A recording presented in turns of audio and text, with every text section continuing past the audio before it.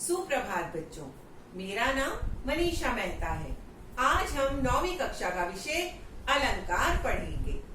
अलंकार शब्द अलम और कार दो शब्दों के मेल से बना है। अलम का अर्थ है सजावट या भूषण और कार का अर्थ है करने वाला। तो अलंकार का अर्थ है जिसके द्वारा अलंकृत किया जाए। तो चलिए अब अलंकार की परिभाषा पढ़ते हैं। काव्य की शोभा बढ़ाने वाले धर्मों को अलंकार कहते हैं। काव्य में अलंकारों का महत्वपूर्ण स्थान है। जिस प्रकार आभूषणों से शरीर की शोभा बढ़ती है, वैसे ही काव्य की शोभा के लिए अलंकारों का प्रयोग किया जाता है। अलंकार के मुख्य दो भेद हैं, शब्दालंकार और अर्थालंकार। पहले शब्दालंकार को पढ़ेंगे।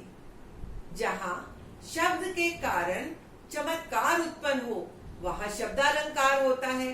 चलिए इसके कुछ उदाहरण देखते हैं।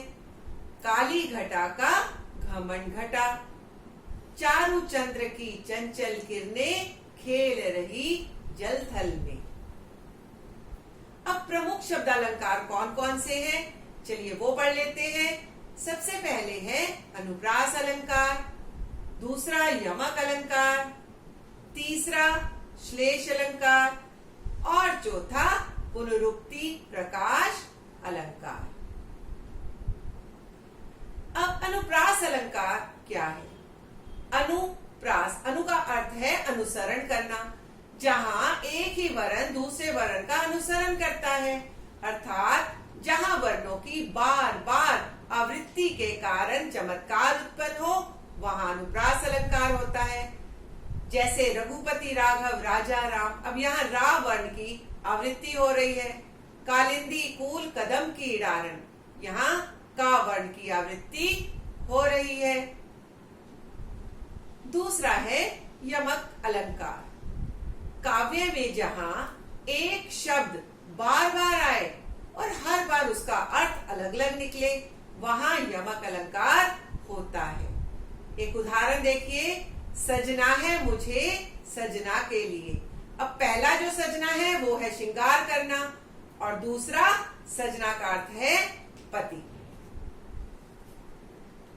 श्लेष अलंकार, श्लेष का अर्थ होता है चिपकना, अर्थात जहां एक शब्द से दो या दो से अधिक अर्थ प्रकट हो, उसे श्लेष अलंकार कहते हैं।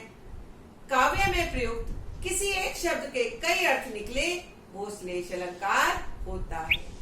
उदाहरण देखिए, मंगन को देखी पट देत बार बार। अब पट का अर्थ है वस्त्र भी और दरवाजा किवाड़ को भी कहा जाता है। पुनरुक्ति प्रकाश अलंकार, जहां एक शब्द की आवृत्ति दो बार हो परंतु अर्थ एक ही रहे, वहां पुनरुक्ति प्रकाश अलंकार होता है। कान्हा कान्हा जकरी। अब चलते हैं अर्थालंकार की ओर। जब चमत्कार शब्द में ना रहकर अर्थ में विद्यमान रहता है, तो वहां अर्थालंकार होता है। जैसे पीपर पात सरिस मन डोला। अब प्रमुख अर्थालंकार कौन कौन से हैं? पहला है उपमा अलंकार, दूसरा रूपक अलंकार, तीसरा उत्प्रेक्षा अलंकार, चौथा मानवीकरण अलंकार और पांचवा अतिशयोक्ति अलंकार। उपमा अलंकार, उपमा का अर्थ है समानता।